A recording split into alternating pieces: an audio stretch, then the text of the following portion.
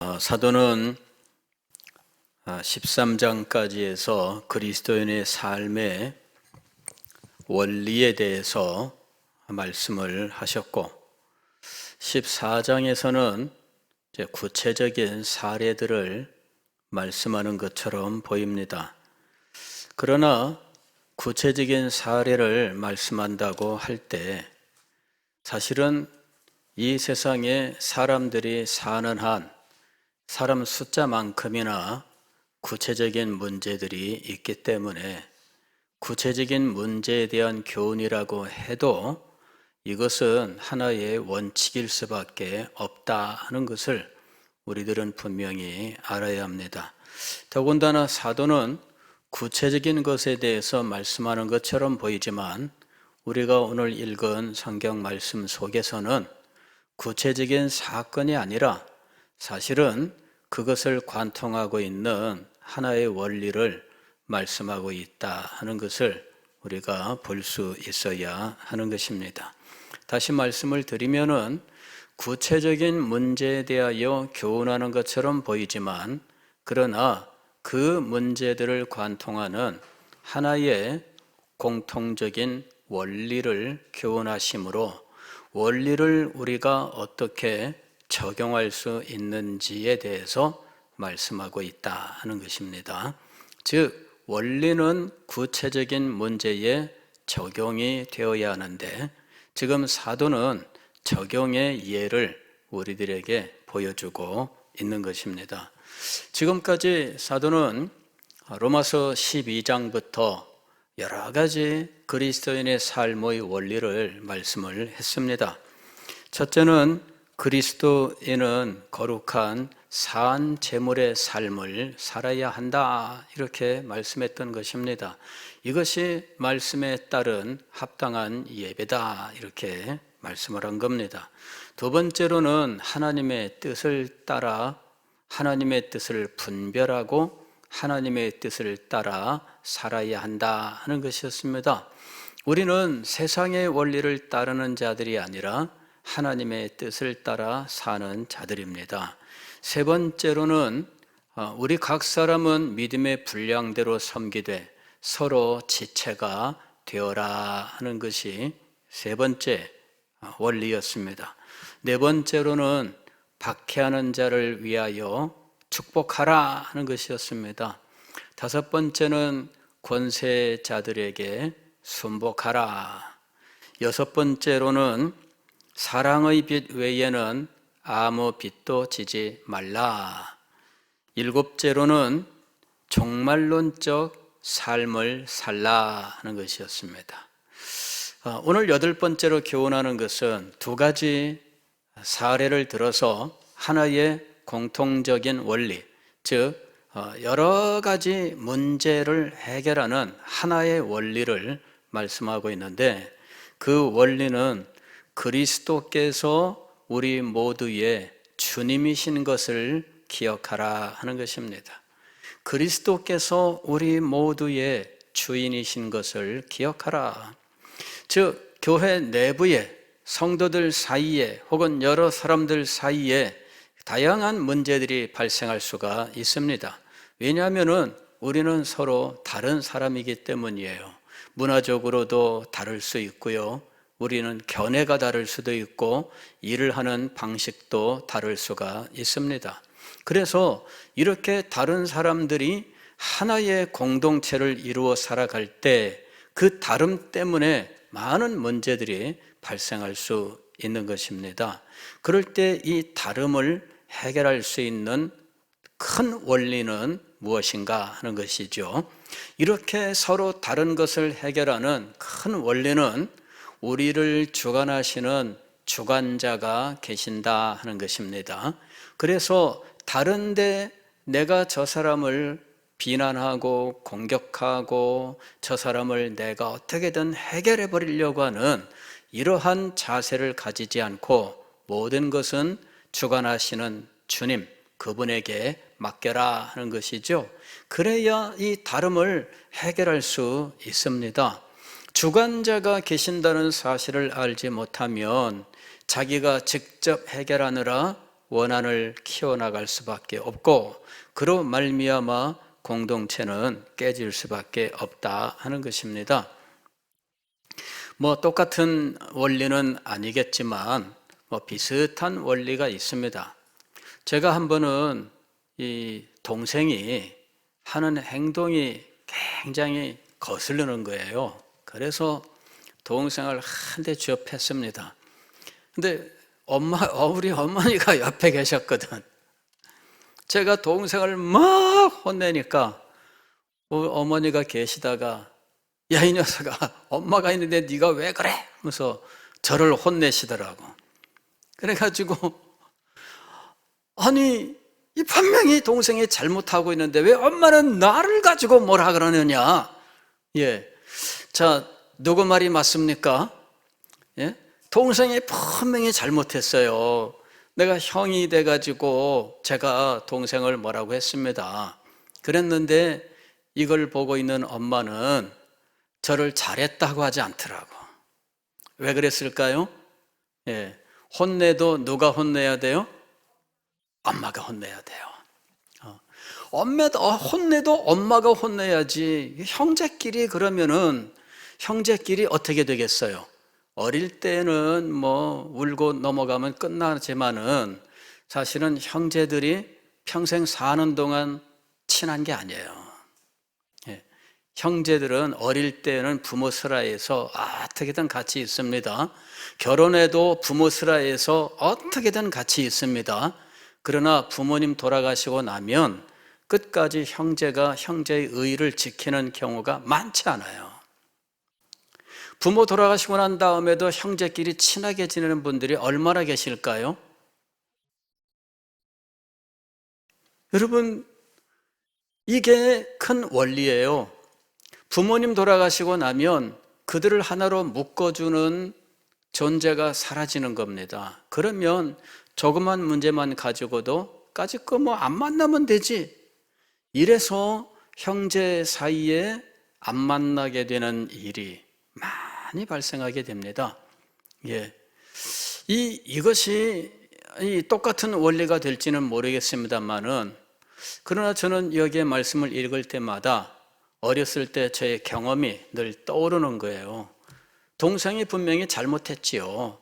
그래서 형이 혼낸다고 가르친다고 했지만 엄마가 볼 때는 불편해요.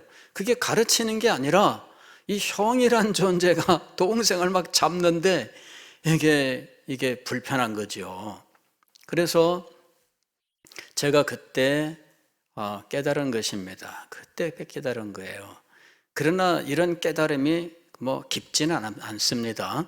예, 지금에 와서야 그렇구나. 저도 이제 자녀를 두고 자녀들이 가령 그런 상황이 된다면 뭐 그런 일들을 그렇게 우리 집에서 우리 자녀들이 그렇게 했다는 게 아닙니다.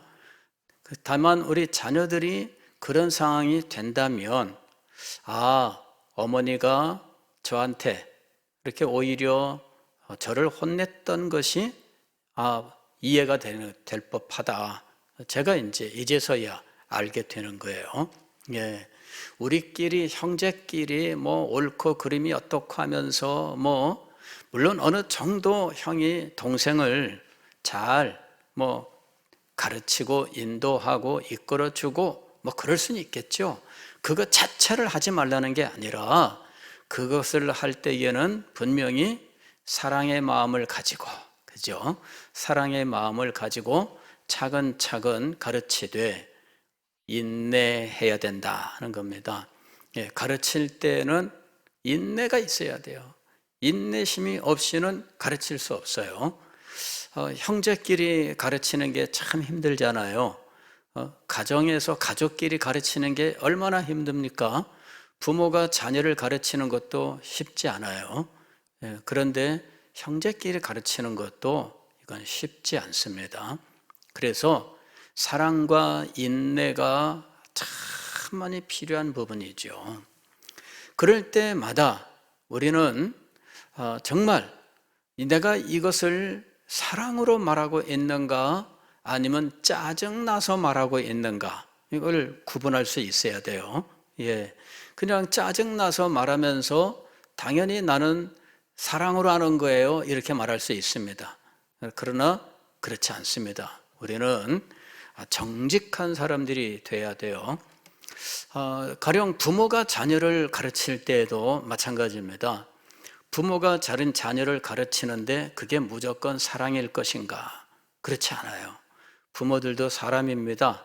그래서 어떨 때는 사랑이 아닌 정말 자기가 스트레스 때문에 짜증이 나서 막 행하는 일들이 얼마든지 있습니다. 그리고 현실에 와서는 그런 사람들이 예상외로 많다 하는 것들을 우리가 알고 있어요. 부모가 자녀를 가르칠 때에도 사랑으로 그리고 지혜롭게 인내함으로 가르쳐야 돼요.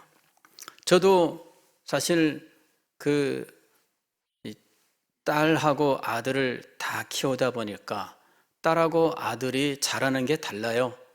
예, 아들은 조금 힘들어요. 그 아들이 아빠하고 달려들면 일단 방어를 합니다. 왜냐하면은 달려드는데 안기는데 이게 그냥 안기는 게 아니에요. 팔꿈치로 팍 일부러 치는 게 아닙니다. 그 동작 자체가 딸들하고 달라요. 아들은 동작이 달라요. 그래서 딸들이 올 때는 부드럽게 안기는데 아들이 올 때는 이게 뼈다구가 부딪히는 거죠. 무릎이 와서 부딪히든지 팔꿈치가 와서 부딪히든지. 그래서 아들과 딸이 전혀 달라요. 그래서 키울 때도 아들과 딸에게 다른 원칙을 적용하게 됩니다.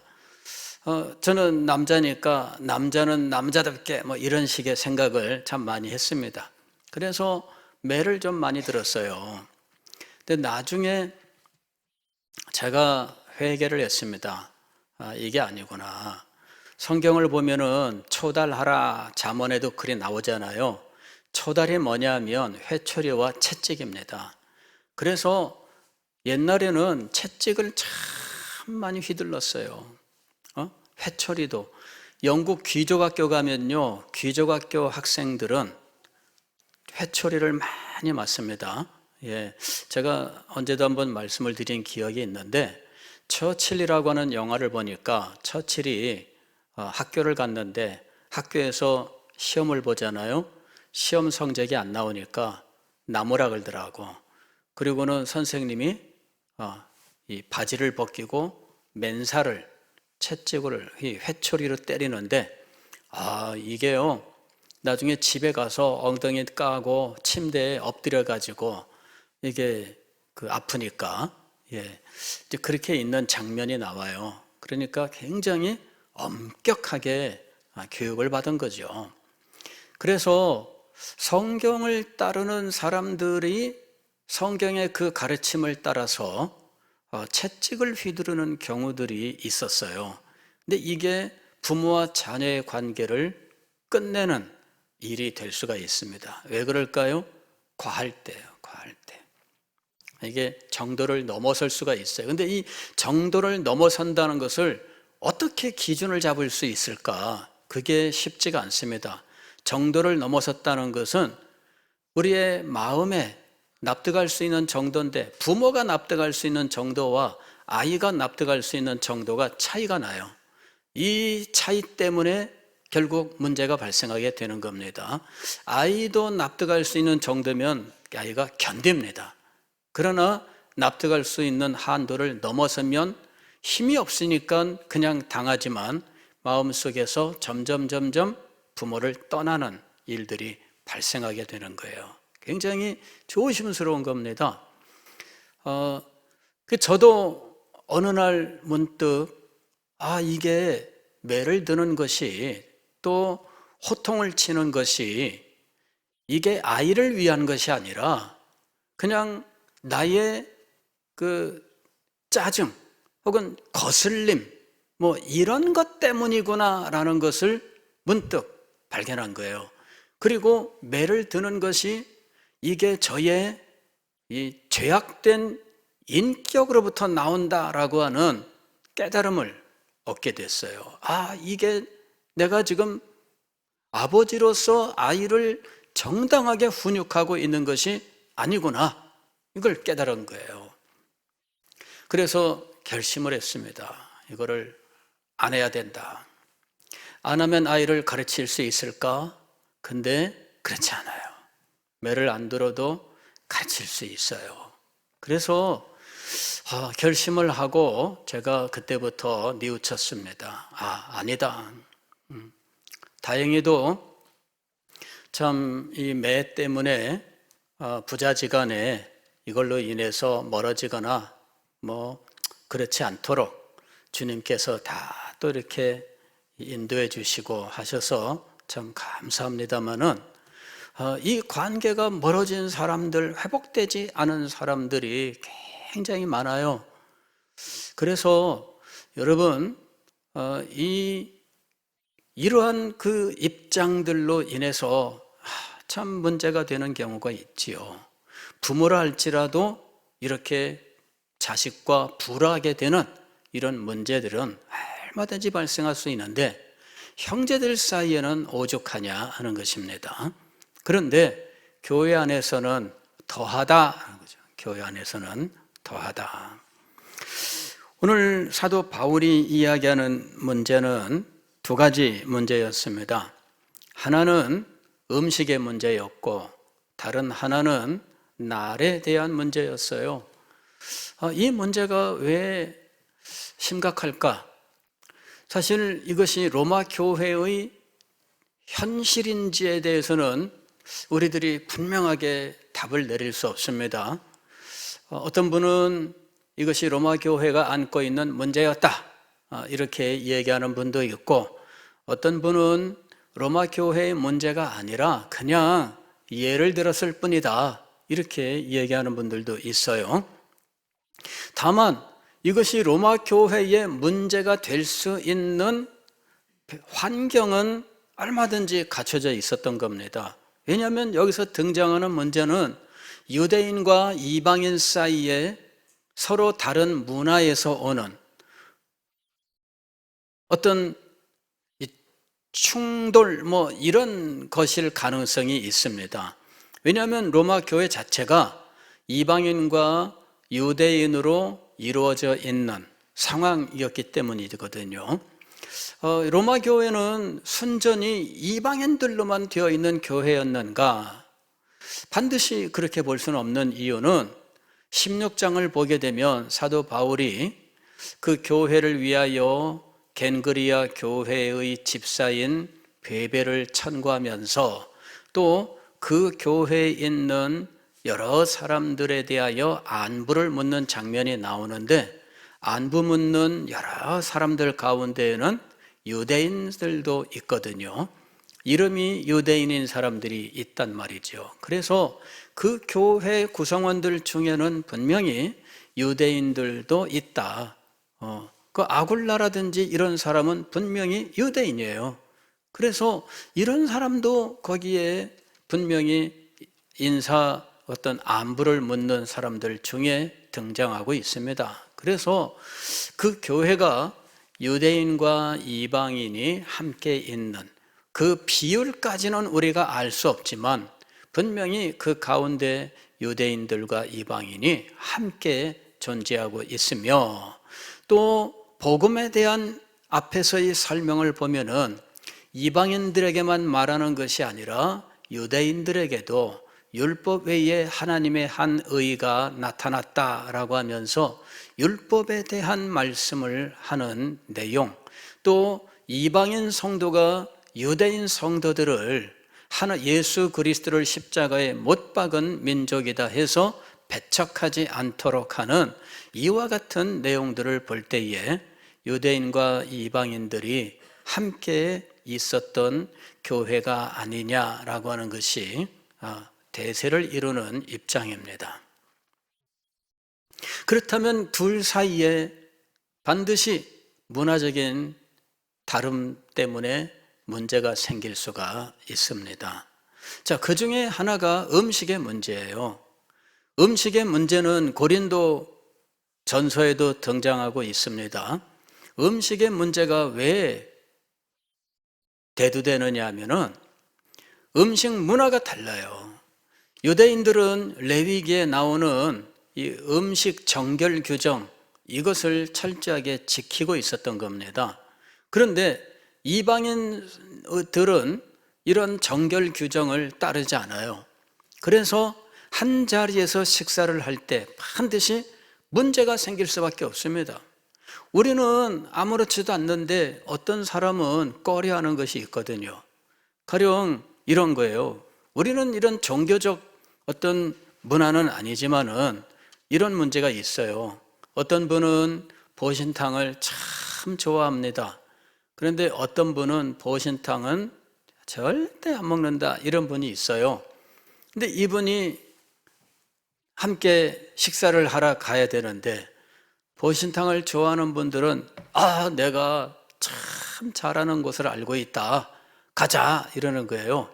그런데 보신탕을 지금까지 먹어본 적도 없고 그걸 먹으면 안 된다고 생각하는 분이 있어요.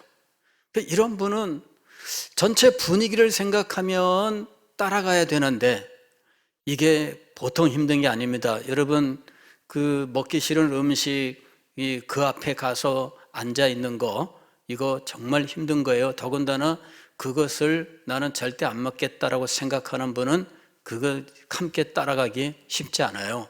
남들이 다 가자는데 혼자 못 간다고 하면 이거 쉬운 문제 아닙니다. 어떤 사람들은 괜찮아, 뭐 니는 왜 맨날 이러냐, 막 이런 식으로 또 뭐 공박하잖아요.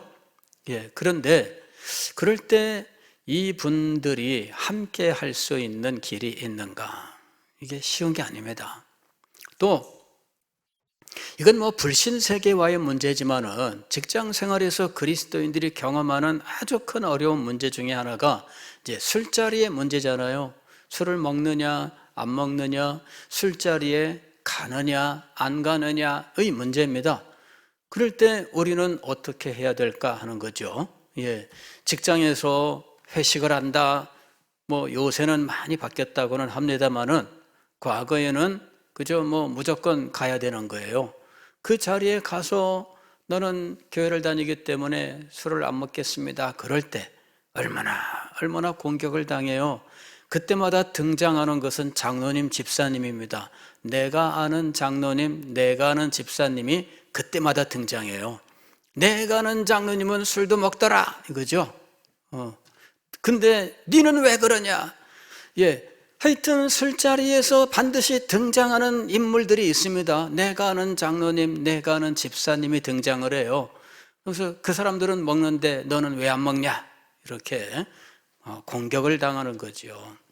그래서 참 어려움을 많이 겪는 거예요.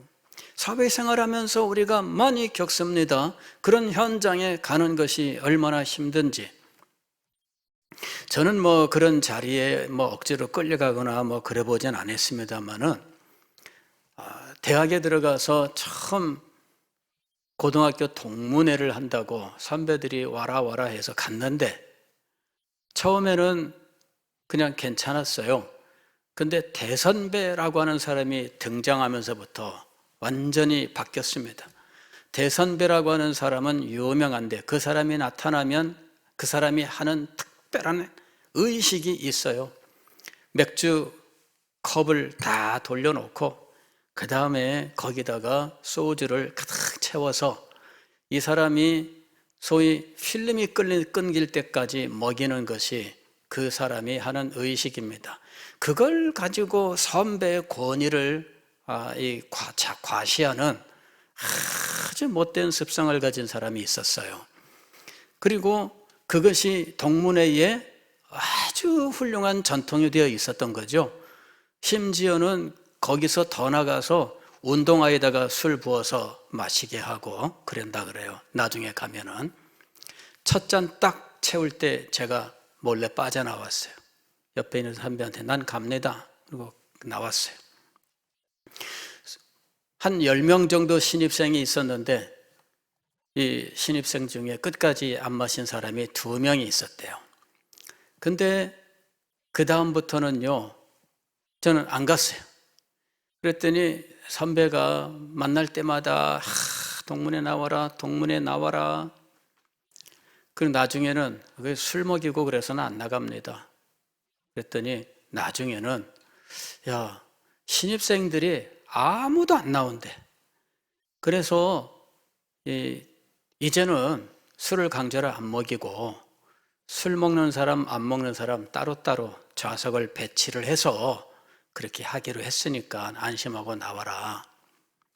그래서 한번 나갔더니 아예 테이블을 구분을 해서 이쪽은 주류, 이쪽은 비주류, 비주류에는 콜라 사이다, 환타 뭐 이렇게 알아서 다 이제 해놨더라고. 그래서 후배들이 안 나오니까 선배들이 선배 행세를 할 수가 없으니까 인생의 낙이 사라지는 거예요. 예. 그래서 이 동문회가 이제 분위기가 바뀐 그런 경험이 있습니다. 정말 그런 자리에 참석하는 게 너무 힘들고 어렵죠. 그런데 교회 안에서 이 초대 교회에는 이 문제가 정말 심각한 문제가 될 수 있었어요. 유대인들은 아무 음식이나 먹지 않습니다. 요새 우리가 이해할 수 있는 거는 이 할랄이라고 하는 음식이 있죠. 무슬림들이 지키는 겁니다. 무슬림들의 할랄은 사실은 레위기에 나오는 이 정결 규정을 따르고 있어요. 그래서 무슬림들도 역시 구약 성경에 나오는 이 정결 규정을 따르는 이 할랄이라고 하는 이 음식 규정을 따르고 있습니다. 할랄로 인정을 받은 것들만 음식 재료로 사용하는 이런 것이 있죠. 그래서 아무데나 들어가서 음식을 못 먹는 문제가 있습니다. 그런데 유대인들이 그랬던 거예요. 유대인들이 먼저 그런 일을 경험한 거죠. 아직 무슬림들이 존재하지 않던 시대에, 무슬림은 지금 이 시대보다 600년 후에 생깁니다. 그래서 무슬림들도 생기지 않았던 그 시대에 유대인들이 경험했던 문제이고, 또 유대인들이 이 문제를 경험하기 벌써 600년 전에 다니엘이 경험했던 문제입니다. 그게 뭐예요? 음식의 문제예요. 다니엘도 이 문제가 초대교회에서 문제되기 600년 전에 다니엘이 바벨론 왕궁에서 왕의 식탁에서 나온 음식을 먹는 문제로 내가 나를 더럽히지 아니하리라 결심을 합니다. 그리고 그것이 신앙을 지키는 대원칙으로 그에게는 작용을 한 거예요. 내가 이 민족 가운데 포로로 붙잡혀 와서 내가 율법을 지키는 하나님의 참 백성이 되어야 되는데, 그래야 소망이 있는데 나라가 망한 이유는 율법을 지키지 않고 언약을 깨뜨렸기 때문입니다. 이것을 회복하는 참 백성이 되기 위하여 율법을 지켜야 하는데, 율법을 지키는 제 최전선의 문제가 음식의 문제였던 거예요. 그래서 그는 자기를 더럽히지 아니하리라. 그리고 이런 다니엘의 이런 믿음이 그 후에 모든 유대인들에게 그대로 내려오게 된 겁니다. 그리고 초대교회 때에 이 문제가 심각하게 됩니다. 베드로가 이방인들과 한 식탁에 있었다. 이것이 왜 큰 문제가 되느냐? 이방인들과 한 식탁에 앉았을 때 음식 정결 규정을 지킬 수 있는가? 이게 심각한 문제입니다. 그래서 이방인들과 식사하는 문제는 유대인들에게 굉장히 예민한 문제입니다. 그런데 이 사람들이 한 교회를 이루고 함께 식탁을 나누어야 되는 상황이 되는 거죠. 그럴 때 우리가 어디까지 이 문제를 양보할 수 있을까? 혹은 이 문제를 풀기 위하여 어떻게 해결할 수 있을까? 아주 심각한 문제가 나타나게 되는 겁니다. 유대인과 이방인이 한 교회를 이루었다. 우리는 이것을 간단하게 생각하면 안 됩니다. 많은 문화적인 문제들이 등장하고 많은 견해 차이가 등장합니다. 견해 차이라고 하는 건 뭐예요? 어떤 것을 보는 시각의 문제입니다. 그 문제를 보는 시각이 완전히 다를 수밖에 없습니다. 그리고 문제를 해결해 나가거나 일을 하는 방식도 다를 수밖에 없습니다. 어떤 사람은 양식을 늘 좋아해서 양식을 가지고 이렇게 조리를 하던 사람과 한식만 조리하던 사람이 한 교회에서 한 주방에서 동일한 주의에 주방 봉사를 하게 됐어요. 그럴 경우에 어떻게 되겠습니까? 예? 어떤 사람은 메뉴를 정할 때 자기가 잘하는 양식을 선택하고 싶을 것이고, 다른 사람은 자기가 잘할 수 있는 한식을 선택하려고 할 거예요. 그게 싸움이 일어나는 겁니다. 제가 지난번에도 말씀을 드렸죠. 미국 교회에서 있었던 이야기라고 하면서 주일날 음식을 준비하는데 샐러드에 얹는 드레싱 문제로 서로 다툰 거예요. 어떤 사람은 오리엔탈로 하자, 어떤 사람은 뭘로 하자, 이래가지고 샐러드 드레싱 파로 교회가 나눠진 거 아니겠습니까? 그래서 이 일로 인해서 결국은 교회가 둘로 찢어졌다 하는 이런 이야기는 유명한 이야기로 가는 곳마다 그런 얘기가 퍼지고 있더라 하는 것이죠. 그만큼 이 한 교회 안에서 문화가 다르고 견해가 다르고 또 일을 하는 방식이 다르면 문제가 생길 수 있다는 거죠. 그리고 그것은 서로의 다름이 아니라 이것 자체를 옳고 그름의 문제로 받아들이는 이 일이 우리에게 너무나 많이 발생하고 있다는 거예요. 나랑 생각이 다르면 이것을 옳고 그름의 문제로 끌고 가고, 나랑 일하는 방식이 다르면 이것도 역시 옳고 그름의 문제로 끌고 가고, 심지어는 이것이 믿음의 문제로까지 비화되는 일들이 얼마든지 일어난다는 것입니다. 지금 사도 바울이 예를 든 것이 두 가지예요. 하나는 음식을 먹고 안 먹는 문제입니다. 하나는 나를 중하게 여기고 중하게 여기지 않고의 문제입니다. 자, 한 사람은 고기를 먹을 수 있습니다. 그러나 고기를 안 먹겠다고 했습니다. 왜 안 먹겠다고 할까요? 요새는 채식주의라고 하는 것이 있어서 고기를 안 먹지만 그 당시에 채식주의가 있었다고 보기는 어렵습니다. 여기서의 문제는 아마도 이런 것일 거예요.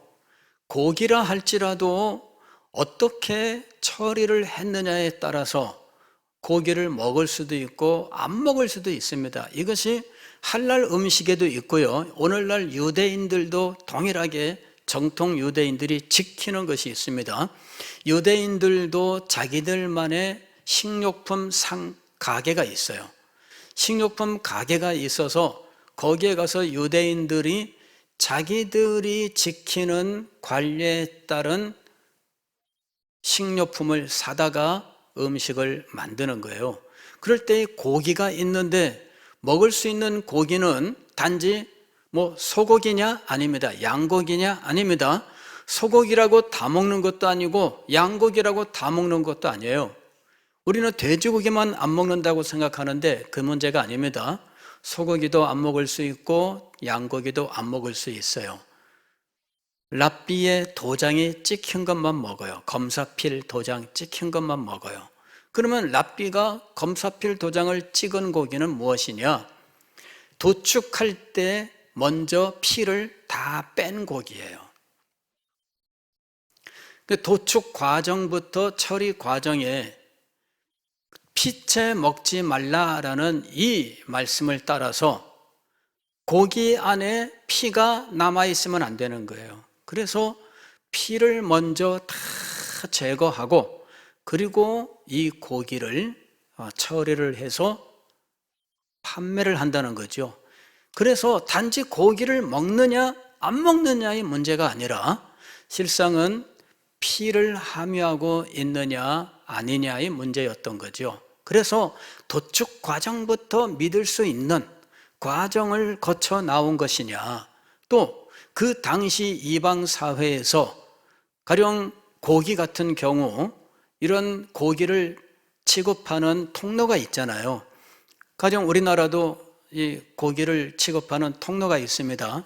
가령 옛날에는 서울 마장동에 도축장이 있어가지고 거기서 도축을 하고 거기서 고기가 팔려 나갔습니다.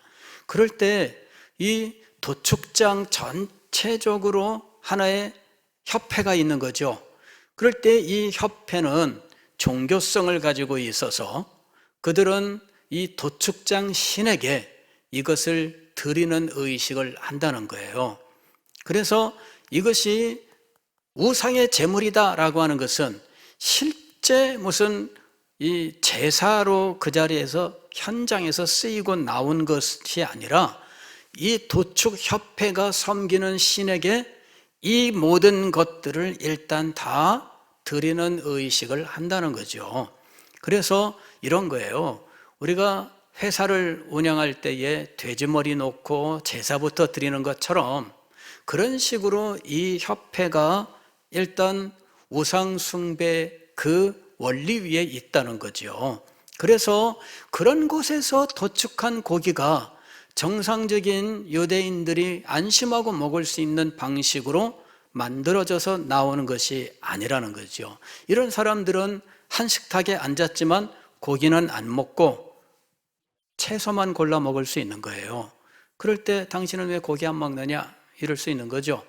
그래서 이런 문제가 한 교회가 되었을 때 등장할 수 있는 문제입니다. 그럴 때 서로 간에 비난하고 이것을 종교상 옳고 그름이거나 혹은 믿음의 높고 낮음으로 판단하고 비난하고 하는 일들이 얼마든지 발생할 수 있습니다. 날에 대해서도 마찬가지예요. 여기서 이야기하는 것은 안식일만의 문제가 아니라 유대인들은 많은 날들을 금식일로 지키고 있습니다. 그럴 때 이 금식일은 유대 민족들의 비극과 연관이 되어 있습니다. 그래서 이 민족이 겪어왔던 비극적인 그 날들을 기념해서 벌써 500년, 600년 지켜오는 금식일들이 있습니다. 그런 금식일이 되면 이 사람들이 슬픈 기색을 띠고 금식을 하고 한다는 거죠. 그런데 유대인 성도가 이방인 성도에게 너는 왜 이 전통에 참여하지 않느냐 이렇게 말할 수 있습니다. 왜냐하면 기독교 신앙이라고 하는 것이 유대인 사회, 유대인으로부터 시작됐잖아요. 예수님도 유대인이고 사도들도 유대인입니다. 초대교회도 예루살렘 교회는 유대인 교회입니다. 유대인들이 복음을 전했습니다. 그러므로 너희들은 우리들과 같은 감정을 가지고 공감해야 되지 않느냐. 이러면서 함께하지 않는 이방인 성도에 대해서 원망하고 불평할 수 있습니다. 그리고 이방인들은 우리는 너희들과 다른데 왜 우리가 똑같이 해야 되느냐라고 하는 입장을 표명할 수가 있습니다. 이 유대인과 이방인이라고 하는 것은 이렇게 서로 간에 하나가 될 수 되기는 너무나 어려운 문제들이 있다는 거예요. 그리고 오늘날 우리들도 마찬가지입니다. 우리는 그 옛날 유대인이나 이방인과 같은 그 정도의 문화 차이나 그 정도의 견해 차이나 혹은 일하는 방식의 차이를 가지고 있지는 않아요. 더군다나 한국 사회는 거의 동질적인 특징을 가지고 있습니다. 미국 같은 경우만 해도 그게 쉽지 않습니다. 백인들만 나가는 교회들이 많고 흑인들만 나가는 교회들이 많습니다. 흑인과 백인이 함께 한 교회를 이루는 교회들이 최근에는 제법 있대지만 그러나 지방으로 내려가면 백인은 백인대로 흑인은 흑인대로 예배를 드리고 예배 드리는 장면도 서로 달라요. 그래서 하나 된다고 하는 것은 참 힘듭니다. 그러나 우리 같은 경우는 우리는 하나 되기가 쉬워요. 문화적으로 동질입니다. 우리는 거의 비슷합니다.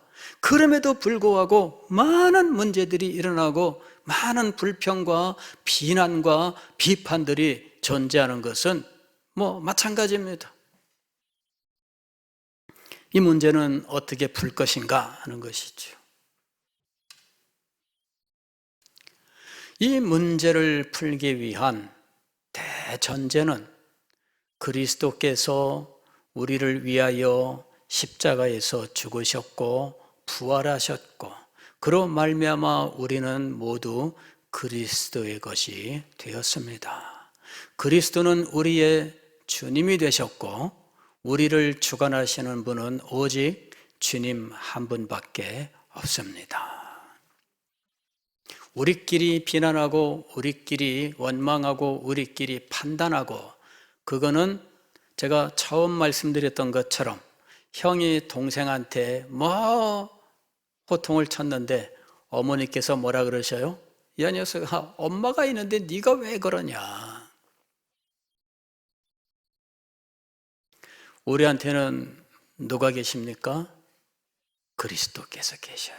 주님께서 계셔요. 그리고 이 모든 일을 판단하시고 지도하시는 분은 하나님이시다. 이 사실을 우리가 분명히 알아야 됩니다. 그리고 이 일에 대하여 바르게 판단할 수 있도록 우리는 말씀의 가르침을 잘 따라야 하는 것입니다. 기도하겠습니다.